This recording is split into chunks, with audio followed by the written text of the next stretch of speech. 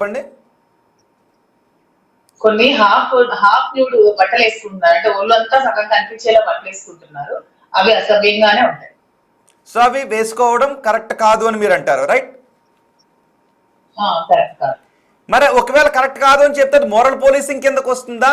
స్త్రీ స్వేచ్ఛలోకి దూరినట్టుగా వస్తుందా? అగౌరవపరిచినట్టుగా వస్తుందా? అంటే అది చెప్పే విధానం బట్టి ఉంటుంది. ఎలా చెప్పు ఉండాల్సింది? ఒకవేళ మీరైతే ఎలా చెప్తారు? ఏ దుస్తులైనా వేసుకోమ్మా, తప్పు లేదు అని అంటారా? ఈ దుస్తులు వేసుకోవద్దు అని ఏదైనా ఓడింగ్ లో చెప్పొచ్చా? ఒకవేళ మీరైతే చెప్తారా? లేదు స్త్రీ మన స్త్రీకి ఒక అడ్వైస్ ఇవ్వాలనుకుంటే, మహిళలందరూ కూడా చీరలు కట్టుకుంటే అందంగా ఉంటారు. మా చీరలోనే అమ్మతనం ఉంటుంది.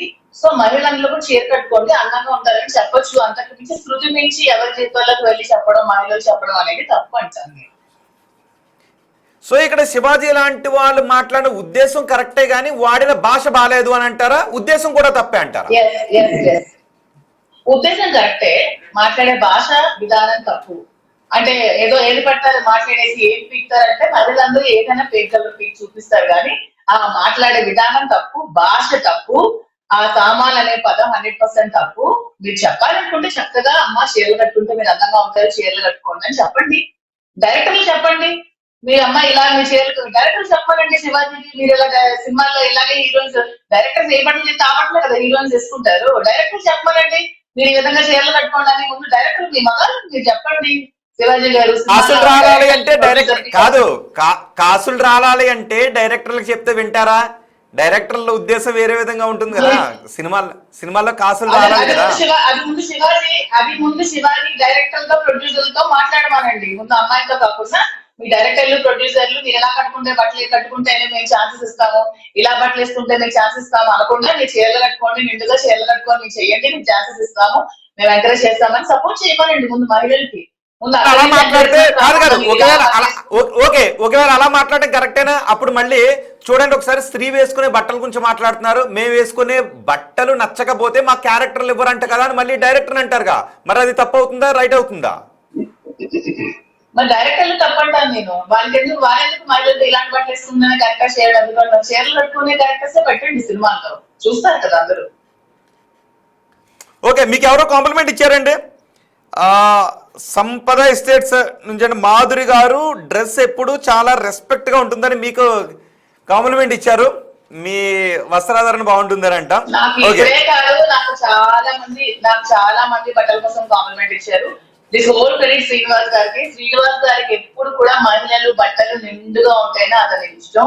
చీరలు కూడా, బ్లౌజెస్ కూడా బోట్ నెక్స్ వేసుకోమంటారు, చక్కగా చీర కట్టుకోమంటారు.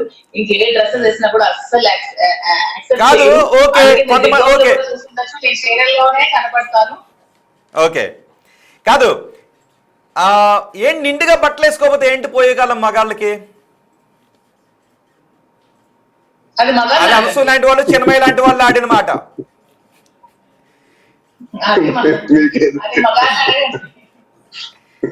ఓకే శ్రీనివాస్ గారు, ఏంటి పోయే కాలం మగాళ్ళకి? కాదు, డ్రెస్ వేసుకోకపోతే ఆ రోజుల్లో పోయే కాలం అని తిడుతున్నారండి. మరి అదే అది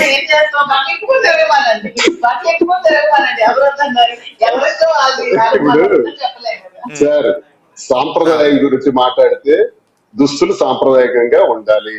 లేదు సాంప్రదాయం కాకుండా మేము ఇలా ఉంటాము అనుకుంటే దాన్ని చూసే దృష్టి బట్టి ఉంటది. మగాడికి పోయే కాలం కాదు ఇక్కడ, ఏ మగవాడైనా సరే ఆ చూసే దృష్టి బట్టి ఉంటది.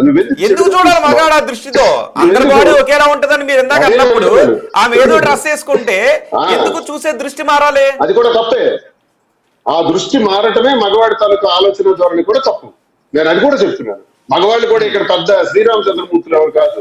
మనలో కూడా చాలా లోపాలు ఉన్నాయి. మనలో కూడా చంచలమైన మనస్తత్వం ఉంది, వికలమైనటువంటి మనస్తత్వం ఉంది, రకరకాల ఆలోచనలతో ఉంటాం. మనం చూసే తేడానే రాంగ్. సో స్త్రీ తన కంఫర్ట్ కోసం, తన మోడర్న్ డిజైన్ కోసం, అనసూయ గారు చెప్పే మాటల్లో కొంచెం స్టైలిష్ గా ఉండటం కోసం డ్రెస్సెస్ వేసుకుంటే తప్పు లేదు. కానీ ఆ వేసుకునే డ్రెస్ లో కూడా కొంత సభ్యత, కొంత సంస్కారవంతంగా, కొంత శరీరం. ఇప్పుడు ఒక సినిమా నేను చూశాను, అందులో పవన్ కళ్యాణ్ హీరోయిన్ ప్రతిసారి కూడా తమన్నా ఆయనకి అంటుంటది, నేను ఎక్స్ట్రాడినరీ సినిమా అండింగ్ వరకు ఎక్స్ట్రాడినరీ అని చెప్తుంది. నేను ఎక్స్ట్రాడినరీ కాదా నువ్వు అడుగు, నువ్వు చెప్పాలి పవన్ కళ్యాణ్ అడిగితే ఆయన ఒక మాట చెప్తాడు, నువ్వు ఎక్స్ట్రాడినరీ కాదు అంటాడు. మరి ఎవరు ఎక్స్ట్రాడినరీ? సావిత్రమ్మ ఎక్స్ట్రాడినరీ. సావిత్రమ్మ దుస్తులు ఒకసారి చూద్దాం. సినిమాల్లో అందరు హీరోయిన్స్ ఫోటోలు పెడితే ఇప్పటి వాళ్ళని అప్పటి వాళ్ళని పెట్టుకుంటే సావిత్రమ్మని చూడగానే లేచి నమస్కారం పెట్టాలనిపిస్తుంది. ఎందుకంటే ఆవిడ సినిమాల్లోనే నటించారు, మహానటి, ఆమె ఒక పెద్ద చరిత్రకారిణి. ఆమె దుస్తులను చూడగానే మనకి చెయ్యెత్తి నమస్కారం పెట్టాలనిపిస్తుంది. ఇప్పటికి కూడా సౌందర్య గారిని మనం చాలా కాల సినిమాల్లో చూసాం.